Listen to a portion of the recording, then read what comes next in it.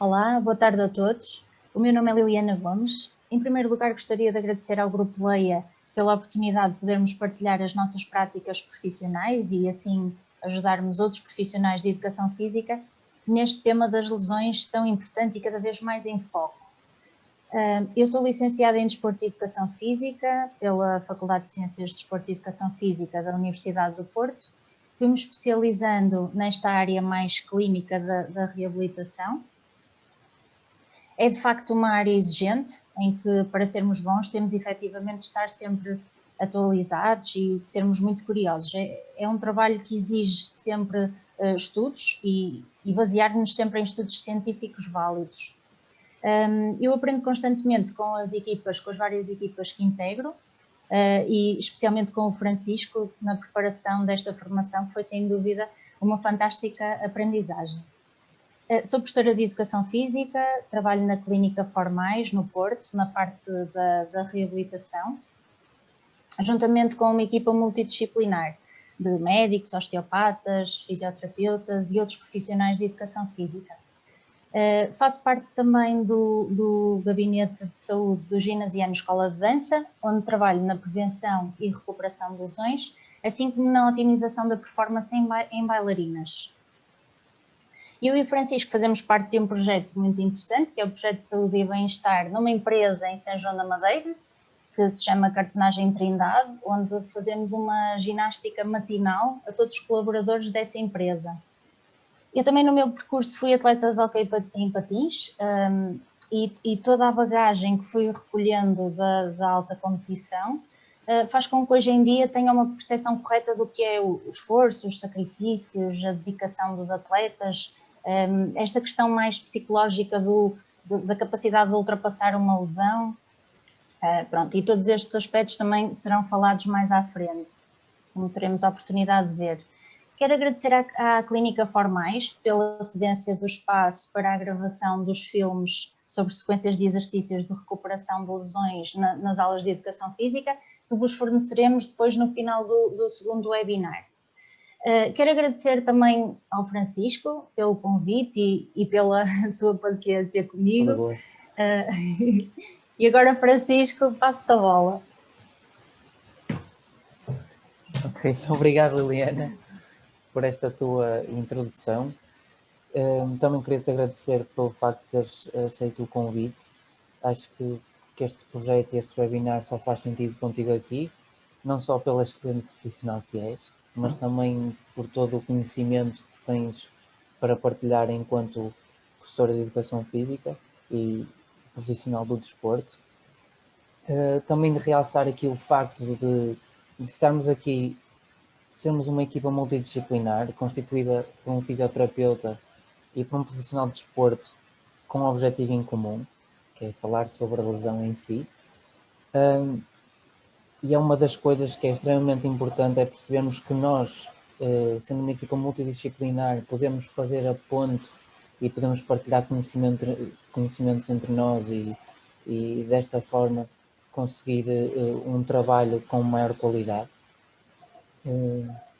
E queria também agradecer à editora Leia por este convite para falar sobre um assunto que pode-se dizer que, seja em Portugal, seja no resto do mundo, é muito pouco falado, sobre a atuação do professor de Educação Física na lesão do aluno, seja na parte do conhecimento, que o conhecimento acabam por ter, da prevenção, da atuação logo no pós-lesão e mesmo no retorno à prática desportiva.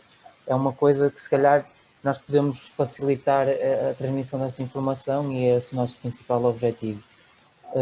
Passo-me então a apresentar. O meu nome é Francisco Poças, sou licenciado em Fisioterapia pela Universidade de Fernando Pessoa. Vou falar rapidamente das minhas experiências profissionais. Eu sempre gostei de desporto, sempre pratiquei desporto tal como a Liliana, e o meu foco sempre foi trabalhar na lesão musculoesquelética, mais na parte também de integrar a equipa de performance, na prevenção de lesões, fazer também essa tal parte de uma equipa multidisciplinar em clubes e como tal o meu primeiro clube foi o Clube Atlântico da Madalena. Passei depois 2 épocas pelo Sporting Clube de Portugal e de seguida estive na AJM Futebol Clube do Porto, clubes onde eu tive muito prazer de trabalhar e levo muito boas memórias e conhecimentos dessas experiências. Também fiz parte e cooperei com as seleções de voleibol nacional, séniores e formação, e também tive uma breve experiência com a seleção australiana de voleibol. Em termos clínicos, eu inicialmente comecei a trabalhar um ano no Hospital Fernando Pessoa, tive depois na Clínica Formais, onde foi aí que conheci a Liliana, e depois comecei na Clínica ETG, onde já trabalho há quase 3 anos. Tendo como última experiência profissional a parte da integração da equipa na cartonagem Trindade de saúde e bem-estar, que eu acho que também é uma área a ser explorada também por causa relativamente à nossa qualidade laboral, ou seja, nós sabendo que os nossos colaboradores têm um bem-estar e têm maior saúde, acabam por produzir mais, mas não foi isso que nos trouxe aqui. Portanto, eu queria então iniciar esta apresentação falando de 2 palavras, iliteracia, analfabetismo de motores, e passo para ti a palavra, Liliana, para falar sobre este assunto. Sim, pronto, é realmente um assunto que, tal como diz o professor Carlos Neto, a falta de correr, de brincar, de saltar, o menor tempo das crianças ao ar livre, não é? Esta prisão em que as crianças estão sujeitas leva a um sedentarismo tal que é prejudicial a todos os níveis, fisiologia, em termos de biomecânica do nosso aparelho locomotor, não é? E pronto, é uma questão que nos preocupa e inúmeras pesquisas científicas revelam que realmente há um aumento exponencial de doenças degenerativas, lesões posturais, diabetes, obesidade, doenças mentais, hipertensão, especialmente devido a esta evolução tecnológica. Facto esse que piora em tempos de pandemia, não é? E pronto, é isso. Acho que temos que ter, nós profissionais de educação física, temos esta responsabilidade de inverter esta situação.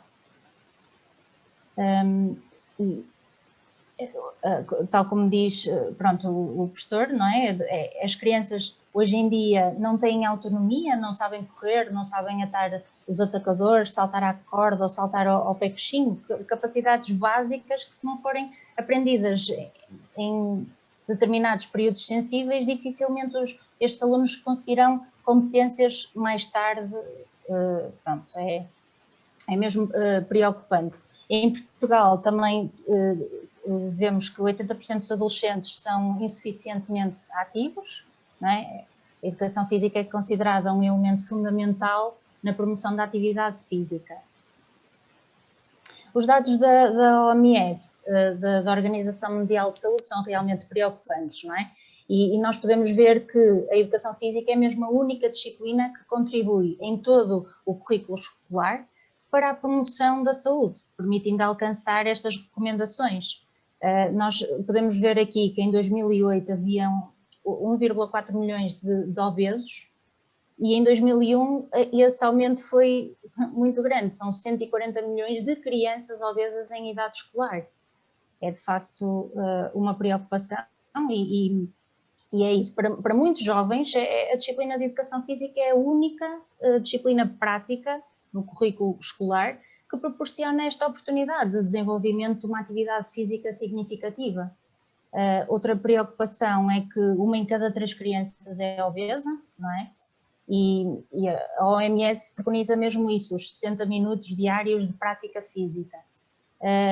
Estudos recentes também demonstraram que 69% dos rapazes e 90% das raparigas são insuficientemente ativos e não cumprem com estas recomendações.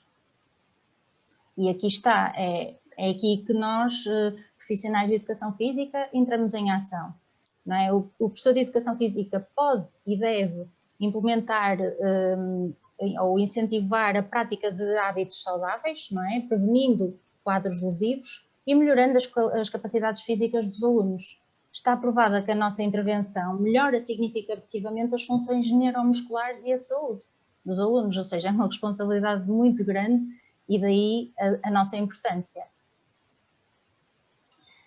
Ser fisicamente ativo pode adicionar anos à vida e vida aos anos, não é? Cada movimento conta, especialmente agora com as restrições da Covid, com estas restrições da Covid. Devemos todos mexer-nos todos os dias com segurança e criatividade. Então, pronto, é isso, é tornar a vida mais ativa, mais saudável e tentar, e especialmente nestas aulas de educação física, tentarmos incentivar e fazer com que os alunos gostem de praticar exercício físico. Até mais importante, eu acho que, e muitas vezes falei com o Francisco sobre isso, acho que mais importante do que os alunos saberem determinados conteúdos de uma determinada modalidade, ou as regras do basquetebol, ou o tempo, portanto, acho que mais importante do que isso é cativar os alunos, é levá-los a gostarem de praticar exercício físico, é mesmo isso, é cativá-los, é essa a nossa função. Pronto, agora é comigo, não é? A parte do conceito. Pronto, nós podemos falar do conceito e da lesão em si, há muitas formas de falar sobre a lesão, mas acho que a forma ideal é referir que realmente é um evento não desejado, não é? Ocorrido no indivíduo, neste caso o aluno, seja por fatores extrínsecos, seja por fatores intrínsecos, seja traumáticos, seja não traumáticos, que eventualmente acabarão por provocar uma incapacidade física, ou seja, uma perda de função, a presença de dor e uma limitação do próprio aluno. Passamos então para a etiologia das lesões desportivas, onde aqui falamos então dos fatores de risco intrínsecos. Temos modificáveis e não modificáveis, sendo que os modificáveis são a coordenação, a performance, flexibilidade, proprioceptividade, condição psicológica, força e resistência. Estes são os principais, mas também há outros. E o nosso objetivo aqui, neste trabalho, é exatamente modificar isso no aluno. Nós, ao modificarmos todas estas componentes, ou algumas destas componentes, automaticamente estamos a prevenir a própria lesão. Nos não modificáveis temos a idade, o género, a altura e lesões prévias. Obviamente que esta não podemos modificar. Passamos então para os fatores de risco extrínsecos, em que temos também os modificáveis e os não modificáveis, sendo que os modificáveis são o equipamento, a superfície de treino, o tempo de jogo e as regras. O equipamento nós podemos alterar através de aconselhamento, não é? Seja por calçado, seja por algo mesmo material mais térmico em dias de frio, podemos aconselhar o próprio aluno. Em termos de superfície de treino, acho que aqui se calhar é pouco modificável, visto que o sítio da prática acaba sempre por ser quase o mesmo, fora quando tem alternativas entre pavilhão, acaba por ser essa a única diferença. Em termos de tempo de jogo, também pouco modificável, porque eu sei, e a Liliana, falei isto para a Liliana, que o tempo das próprias aulas acaba por ser um bocado limitado, portanto os tempos dos jogos também não pode alterar muito. E em termos de regras, desculpa, há aqui um exemplo, que é no caso do futebol, das concussões cerebrais, o facto de aumentarmos, se calhar, a rigidez e a própria penalização da abordagem abordagem, seja a bola, ou a abordagem mais agressiva na prática de educação física, seja de que modalidade for. Temos então depois os fatores não extrínsecos não modificáveis, que têm a ver com o tipo de modalidade desportiva, a posição no próprio desporto, seja guarda-redes, seja avançado, seja ponta, no caso de handball, seja o voleibol, seja oposto, etc. E depois acabamos por ter os fatores climáticos, que aqui podemos, de certa forma, modificar se tivermos um acesso a um pavilhão. Passamos então para as lesões musculoesqueléticas mais relevantes. Eu aqui poderia juntar e fazer junção entre as lesões musculares e as lesões tendinosas, dizendo lesões miotendinosas, mas optei por não o fazer e fazendo a separação aqui para ser de mais fácil entendimento. Nas lesões musculares temos o estiramento muscular, o grau 1, e temos as rupturas musculares parciais ou totais, grau 1 e grau 2. Em termos de lesões articulares, o tipo de lesões mais comuns, mais relevantes são as entorses ou traumatismos direitos, que automaticamente acabam por comprometer a parte ligamentar, a parte da cartilagem e eventualmente até causar lesões ósseas como contusões, fissuras e fraturas. Nas lesões tendinosas temos a mais comum, que são as tendinopatias. Passamos então a falar das lesões musculares e da classificação das mesmas. Eu aqui optei por não seguir, ou seja, basicamente por me basear em vários tipos de classificação, mas torná-la de uma forma simples. Para quem esteja mais curioso em saber, há outro tipo de classificações um bocadinho mais complexas, como a classificação de Munique, o sistema de classificação britânico e mesmo o próprio método de Barcelona, que é o que se assemelha mais a este. No grau 1 temos o estiramento anterior, Juliana. Sim, desculpa. No grau 1 temos o estiramento, como já tínhamos falado, e pode haver nenhuma ou mínima perda de força ou restrição no próprio movimento, não há presença de edema ou se houver há muito ligeira e não é recomendada a manutenção do atleta em atividade, mesmo que seja uma lesão leve, porque acaba por eventualmente poder levar a uma lesão mais grave. Na ruptura parcial há maior dano no músculo, há uma lesão parcial da própria fibra muscular, há um aumento da dificuldade na contração muscular, há uma perda automática de função e há a formação de hematoma. Quando falamos da ruptura ou da gravidade da ruptura de grau 3, a lesão estende-se à totalidade da fibra muscular, apresentando assim uma incapacidade e perda de função, uma dor intensa associada e a alteração acaba por ser palpável e visível. Obrigado. Vamos passar aí para as tendinopatias. As tendinopatias, vamos só explicar aqui rapidamente e facilmente a parte das lesões no tendão. O tendão basicamente une o músculo ao osso. Quanto mais forte for o músculo, mais forte será o tendão e mais carga irá suportar. Quanto mais fraco for o músculo, mais fraco será o tendão, menos carga irá suportar. Isto porque normalmente os atletas eles desenvolvem tendinopatias por sobreuso, ok? Mas a função e a capacidade muscular está lá. Nos alunos não é bem assim. Ou seja, tendo pouca capacidade muscular, se nós sujeitarmos o nosso tendão a um volume elevado de prática ou exercício físico, ele automaticamente vai reagir. E o que é que nós temos que fazer? Temos uma carga otimizada. Há uma adaptação dessa carga e o tendão pode reagir, transformando então na tendinopatia reativa. Reativa acaba por ser uma adaptação. Se houver uma gestão apropriada da carga, o tendão volta à normalidade e há alteração positiva.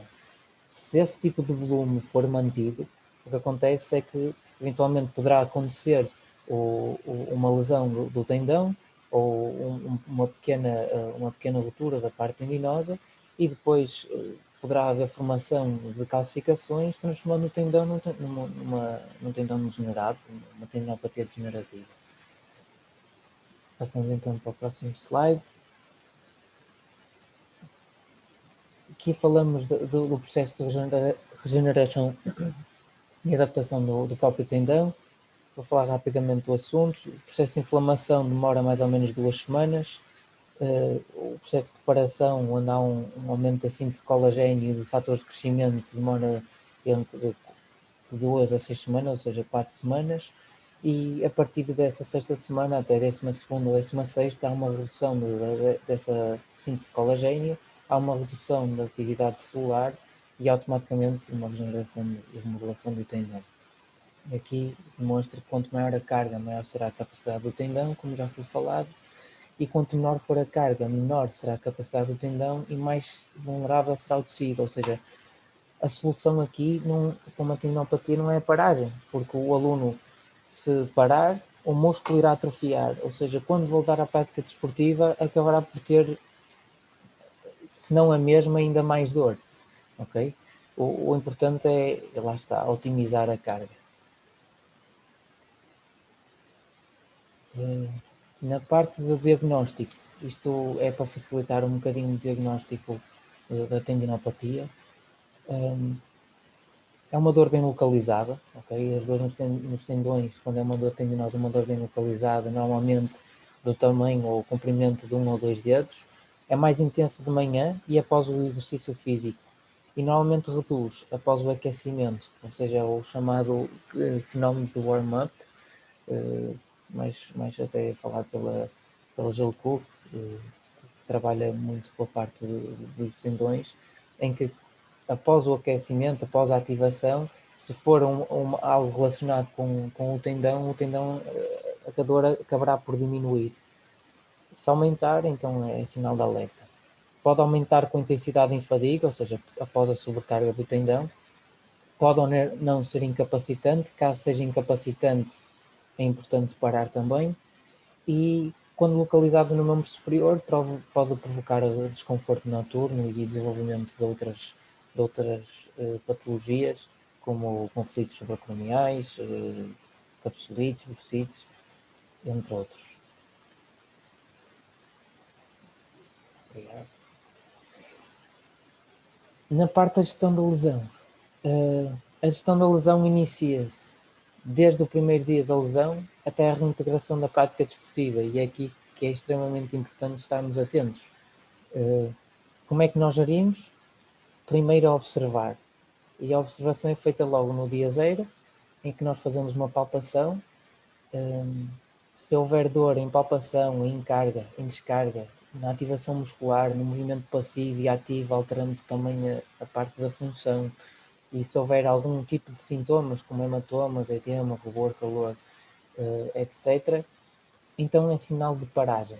Okay? Isto é importante parar quando alguma destes fatores está presente, porque eventualmente se for feita uma manutenção da prática desportiva, depois acabará por até piorar.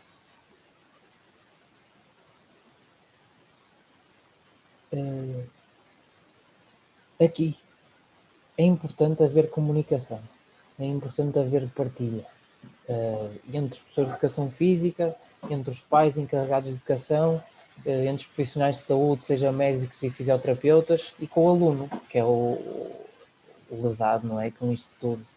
E os professores de educação física se calhar não têm se calhar possibilidade de falar diretamente com o médico, mas podem falar com o fisioterapeuta, e o fisioterapeuta eventualmente falará com o médico, e esta informação tem que ser transmitida só com um objetivo, que é melhorar o bem-estar do aluno, não é?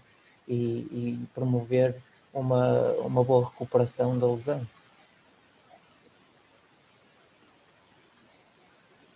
Prevenção, na epidemiologia, dividimos aqui em membro inferior, em que temos aqui mais lesões no tornozelo e pé.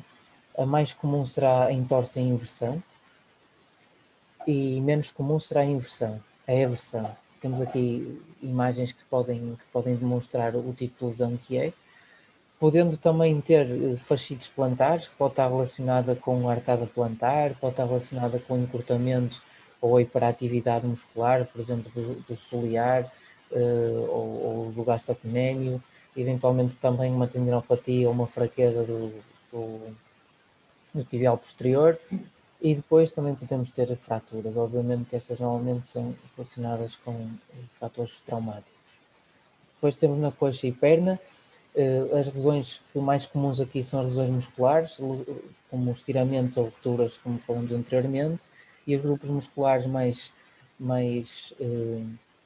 onde incidem este tipo de lesões é o quadríceps, os isquiotibiais, os adutores, os gastrocnémios e o solear. No joelho, Aqui temos uma grande variedade de lesões, lesões tendinosas, como a tendinopatia rotiliana e tendinopatia quadricipital, o síndrome patelofemoral, que às vezes como é que eu posso dizer isto? Às vezes é confundido com a tendinopatia, mas tem a ver com uma alteração da posição da rótula, que eventualmente irá causar uma compressão da rótula no fémur, por exemplo, e que poderá despoltar então um outro tipo de dor, uma dor não tão localizada, mas uma dor mais difusa pelo joelho, e que normalmente nós podemos sentir isto quando estamos sentados durante muito tempo e a dor torna-se crescente. Lesões ligamentares, ligamento cruzado anterior é mais comum, ligamento cruzado posterior não tão comum, e depois temos lesões de ligamento colateral interno, colateral externo. Temos também lesões meniscais que podem estar associadas a rupturas de ligamento cruzado anterior, às vezes por torções, normalmente por torções. E temos a doença Osgood-Schlatter, que é uma doença que está relacionada muito com o crescimento e que tem a ver com dor, nomeadamente incidida na tuberosidade da tíbia. E depois temos a sub ou luxação da própria rótula. Na anquicoluna temos o conflito fémoro-acetabular.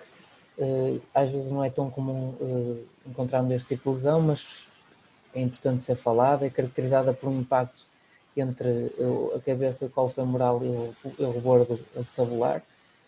Poderá eventualmente também causar danos na parte da cartilagem e do labro acetabular. Movimentos que provocam e despletam esta dor é flexão associada à abdução e rotação interna, ou então extensão com rotação externa. Na coluna temos a dor lombar, ou lombalgia, e a cervicalgia, ou dor cervical. Isto aqui poderá ser por comprometimento a nível miofascial, poderá ser por comprometimento a nível ligamentar ou mesmo articular, sendo que as cervicalgias não são tão comuns, mas graças à Liliana, que quando nós estamos a discutir este assunto, é mais comum até na ginástica, na própria técnica do rolamento, que pode explotar este tipo de lesão, sendo então ela traumática. E depois temos o membro superior, em que falamos do ombro, cotovelo, punho e dedos. No ombro temos a tendinopatia da coifa dos rotadores, constituído pelo supra e infraespinhoso subescapular e o redondo menor. São músculos que são responsáveis pela proteção e pela estabilidade do ombro. Quando um é comprometido, ou seja, muscular ou a parte tendinosa, acabam os outros por compensar, e essa compensação leva a uma tendinopatia da coifa dos rotadores, podendo então também posteriormente levar a um conflito supracranial, por exemplo. Depois temos a luxação da articulação escapulohumeral. Passando para o cotovelo, lesões mais comuns, temos a epicondilite. A epicondilite, mais conhecida como a lesão dos tenistas, tem a ver mais com a parte dos extensores do punho, na inserção da parte do epicôndilo, e o epitrocleite tem mais a ver com a chamada lesão do golfista, e tem a ver mais com a parte dos flexores, tendo aqui a inserção. Fraturas do cotovelo também são coisas comuns e estão muito relacionadas, são lesões comuns e estão muito associadas às quedas. Punhos e dedos, temos as peritendinites, as fraturas e contusões ósseas, como já falamos, temos luxações e temos possíveis rupturas ligamentares que possam também acontecer, mais uma vez relacionado sempre ao trauma. Passo-te a palavra então, Liliana. Ok, obrigada. Então, efetivamente o número de lesões nas aulas de educação física é elevado, não é? Todos nós, professores de educação física, infelizmente, já tivemos um aluno lesionado, não é? E isso acontece especialmente em adolescentes e constitui um dos principais motivos de afluência às urgências de ortopedia. Agora, nós todos sabemos que depois do confinamento, depois desta longa paragem, em que as nossas crianças e adolescentes estão sujeitas. Prevê-se, efetivamente, que o número de incidência de lesões vai aumentar, vai ser alto. Não é? Logo, eu acho que é muito importante nós, professores de Educação Física, prepararmos já o regresso às aulas, à escola. Isto poderá acontecer logo no início do terceiro período e programá-las muito bem.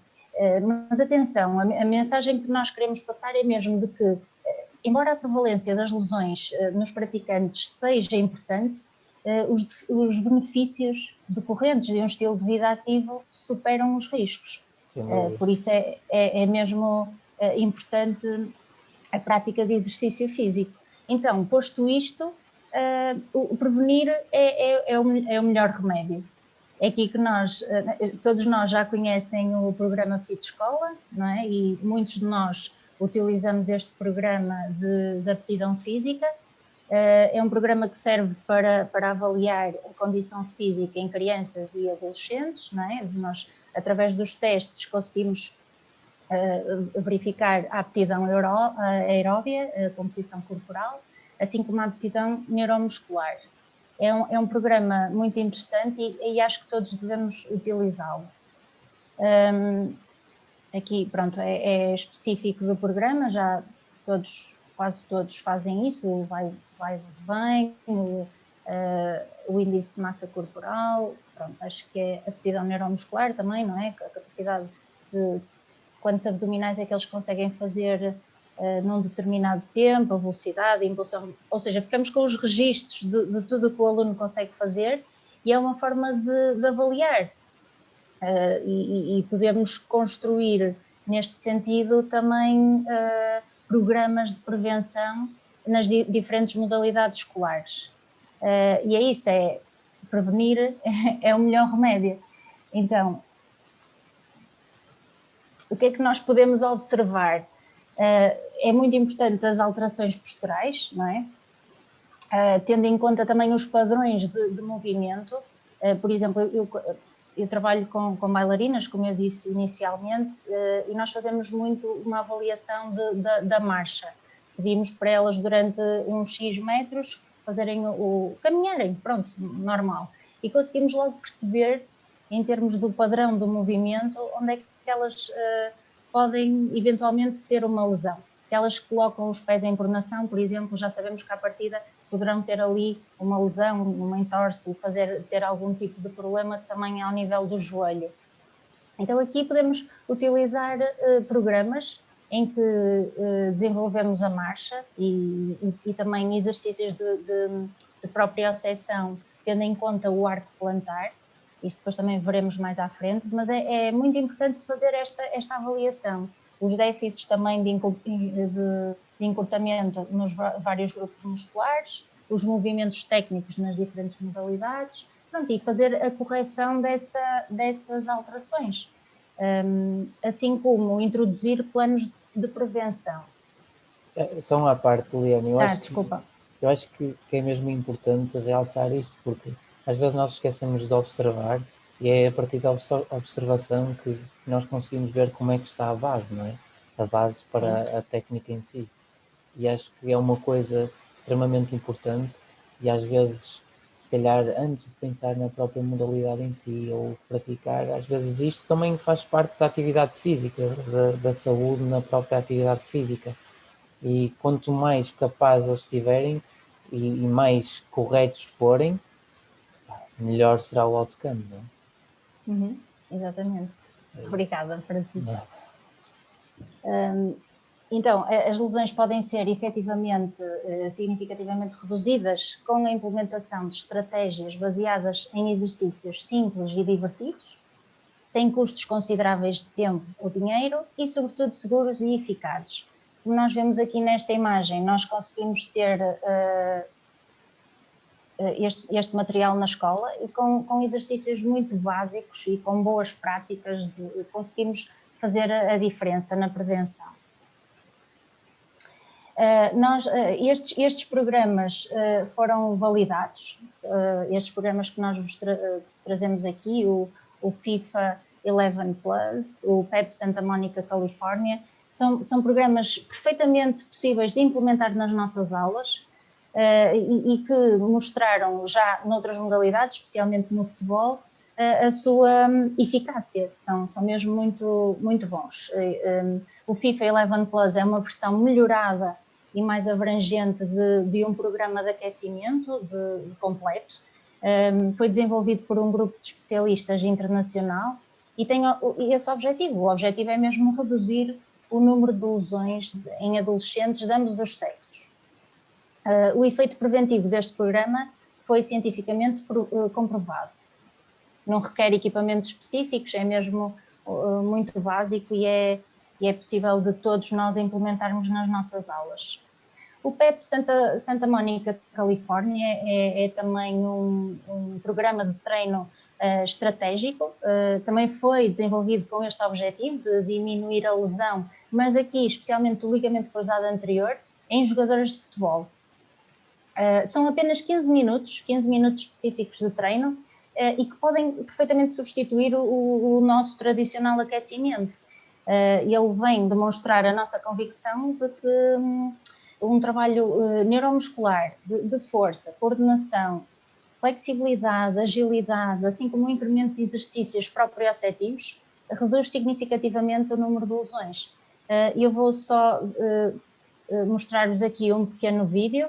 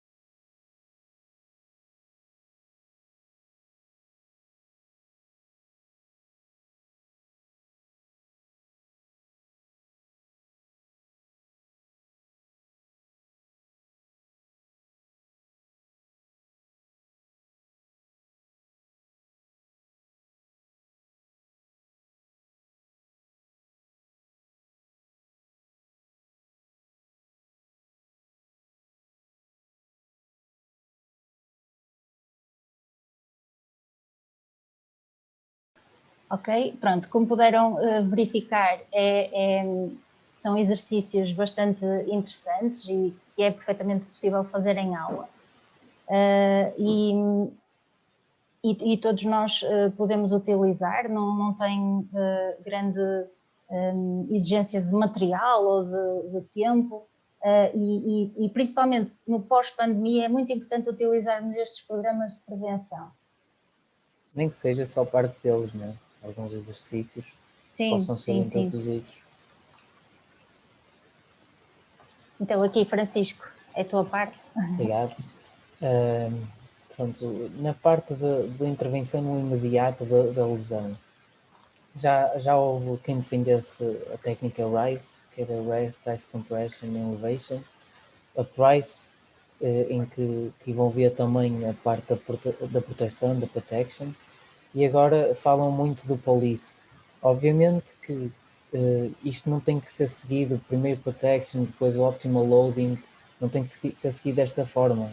Nós temos é que usar o raciocínio e perceber quando o aluno se lesiona, o que fazer em primeira instância.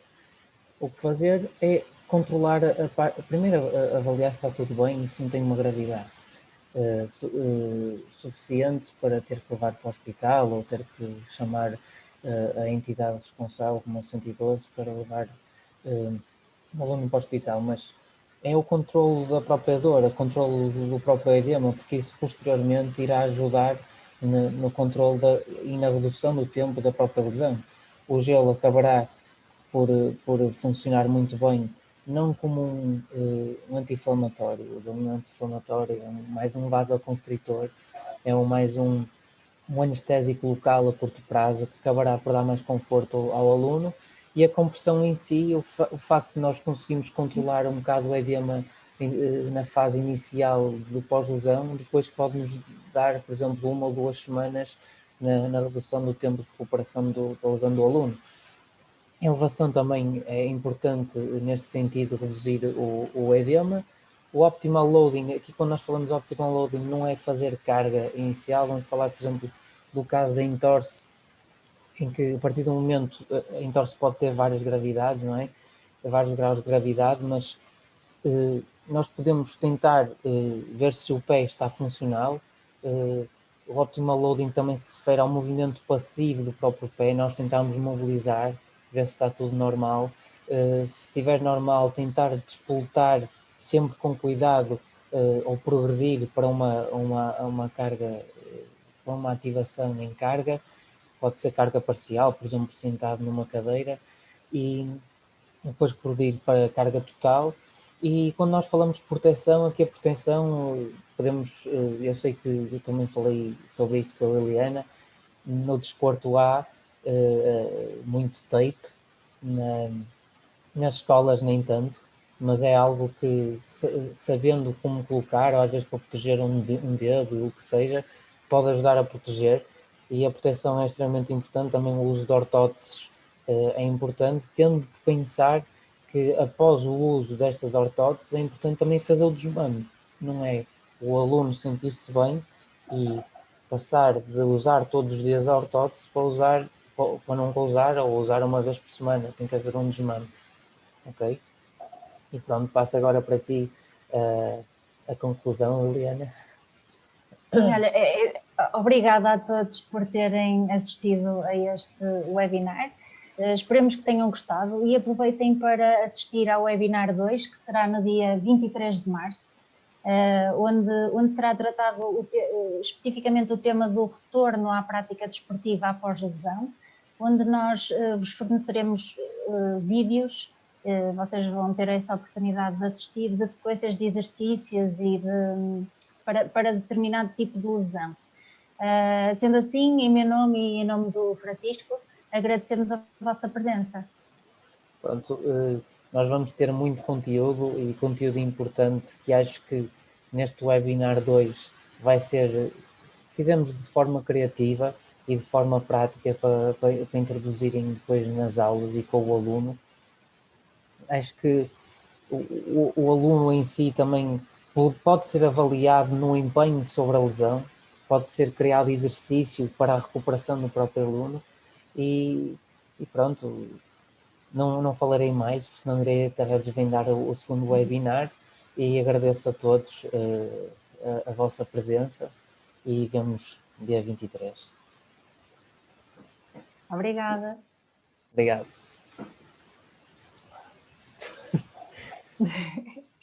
Bem.